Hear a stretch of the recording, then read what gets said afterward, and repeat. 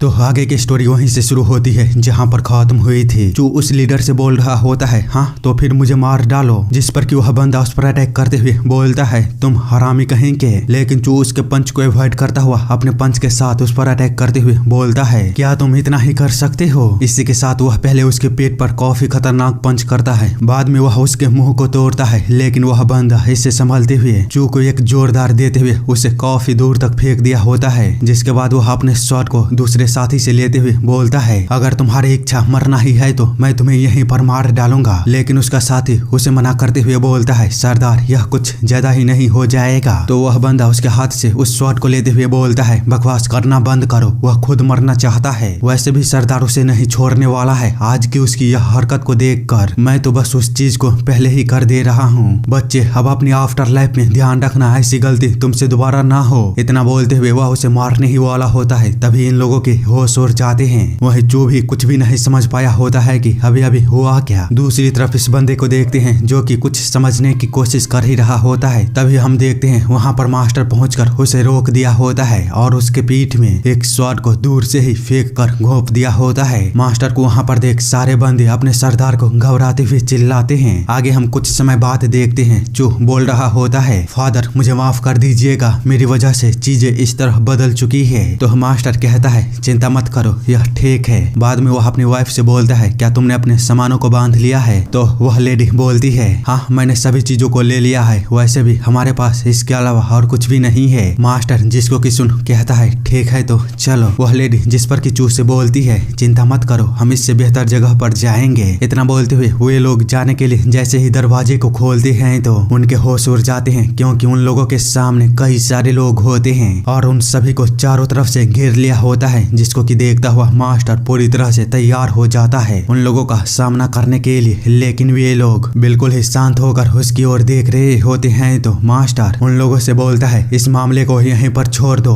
हम चीजों को बदतर नहीं बनाना चाहते हैं, वैसे भी हमारा फैमिली यहाँ से जा रहा है, तो अगर तुम लोग हमें चुपचाप जाने देते हो तो चीजें बड़ी नहीं होगी। तभी उसके सामने कोई आता हुआ एक अजीब से भाषा में कुछ उससे बोलने की कोशिश कर रहा होता है, जिसको कि ट्रांसलेट करते हुए जो उन लोगों को बताता है वे हमसे लड़ने के लिए यहाँ पर नहीं आए हैं, वे बस हमें कुछ बताना चाहते हैं। आगे वह बंदा या बंदी जो कुछ भी है वह कुछ बोलती है तो जो अपने मदर और फादर को बताता है वो बोल रही है कि सरदार पूर्वजों की जगह पर शांति चाहते हैं। मास्टर जिसको कि सुनता हुआ बोलता है सरदार के साथ जो कुछ भी हुआ उसके लिए मुझे दुख है, हालांकि मुझे आशा है कि तुम लोग समझते होंगे किसी के लिए भी यह बहुत ही ज्यादा मुश्किल है जब उनके बच्चे खतरे में हो तो समझदारी से फैसला करना। तो अब हम लाल जंगल ट्राइब के साथ किसी भी संघर्ष को नहीं चाहते, हम बस यहाँ से शांति से जाना चाहते हैं। जिस पर कि वह लेडी फिर से कुछ अजीब से भाषा में बोलती है तो जो अपने फादर को बताता है सुहुआन माउंटेन पीक से एक सिग्नल आया है, रॉक ट्राइब ग्रीनलैंड पर हमला कर रहा है, इसीलिए लाल जंगल ट्राइब उसने 1000 झरने वाले पहाड़ और सुहुआन पहाड़ों की चोटियों को पहले ही खो दिया है। यदि वे इस भूमि को भी खो देते हैं तो उनके पास रहने के लिए और कोई भी जगह नहीं होगा और उन्हें किसी और जगह पर जाकर रहना होगा। मास्टर जो सुन बोलता है लेकिन तुम यह मुझे क्यों बता रही हो, जिसको कि ट्रांसलेट करके चू जब उस लेडी को बताता है तो वह लेडी कहती है हम तुम्हें याद दिलाना चाहते हैं कि जब तुम्हारे पास रहने के लिए कोई जगह नहीं था तो हमने तुम्हें इस जमीन पर रहने की अनुमति दी और अब हमारे पास रहने के लिए कोई जगह नहीं है। साथ ही तुम्हें पूर्वजों की कब्रों को तबाह करने के लिए क्षमा प्रार्थी महसूस करना होगा। तो मास्टर उनसे कहता है हम हमेशा से ही तुम लोगों का बहुत ही ज्यादा आभारी थे जो तुमने हमें यहाँ पर रहने के लिए जगह दिया, इसीलिए मुझे लगता है कि पूर्वजों की कब्र की तबाह होने के लिए हमें सीधे बात करने की जरूरत है। जिसको कि ट्रांसलेट करके जब चू उस लेडी को बताती है तो वह लेडी अपने भाषा में कुछ बोलती है तो चू उसे मास्टर को समझाते हुए कहता है सरदार उनका सबसे बड़ा योद्धा था, पर चूंकि आपने उसे मार दिया है तो वे चाहते हैं कि आप उनकी जगह ले और उसकी जगह पर रॉक ट्राइब के खिलाफ युद्ध को लड़े और लाल जंगल ट्राइब के सेना को लीड करे। मास्टर जिसको कि सुनता हुआ बोलता है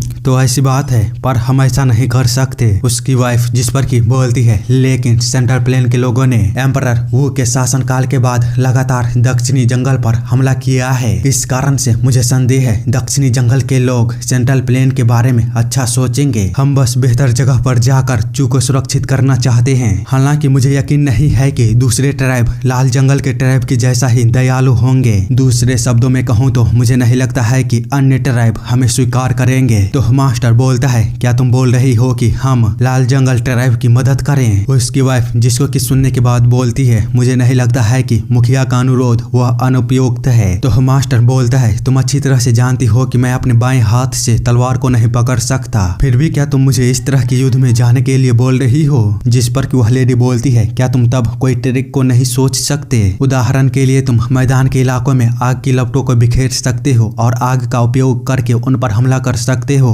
मास्टर जिसको कि सुन बोलता है यदि हम अभी इस सूखे के मौसम में आग का उपयोग करते हैं तो आग केवल रॉक ट्राइब को ही नहीं रोकेगा बल्कि पूरी दक्षिणी जंगल में फैल जाएगा। तो उसकी वाइफ बोलती है मैंने बस इसे उदाहरण के लिए बोली थी। उन दोनों की इस तरह बहस करता हुआ देख ये लोग कुछ भी नहीं समझ पा रहे होते हैं। वही मास्टर बोलता है मेरे पास लाल जंगल ट्राइब और रॉक ट्राइब के बीच शामिल होने का कोई भी कारण नहीं है। इतना बोलते हुए वह चू को देखता है तो वह बिल्कुल ही खामोश होता है, इसीलिए वह उससे बोलता है तुम क्या कर रहे हो, जल्दी उसे इस बात को समझाओ। तो चू उसी की भाषा में उस बंदी को सारी चीजें समझा देता है जो कुछ भी अभी मास्टर और उसकी वाइफ ने बोला होता है। वह बंदी जिसको कि सुनने के बाद उन लोगों को नमस्कार करते हुए कुछ बड़बड़ाता है और पता नहीं क्या बोलता है, मुझे समझ नहीं आया। वे लोग कुछ अलग ही भाषा बोल रहे हैं तो चलो इसे इग्नोर करते हैं। इसी के साथ वे सभी उन लोगों को अलविदा कह के वहाँ से चले जाते हैं। पर इसी के साथ चैप्टर यहीं पर खत्म होती है। और हाँ चैप्टर आज और भी ज्यादा आने वाले हैं तो चैनल को सब्सक्राइब करके रख लो ताकि आप लोग जितने भी आज वीडियो आने वाले हैं उसे मिस न कर पाओ।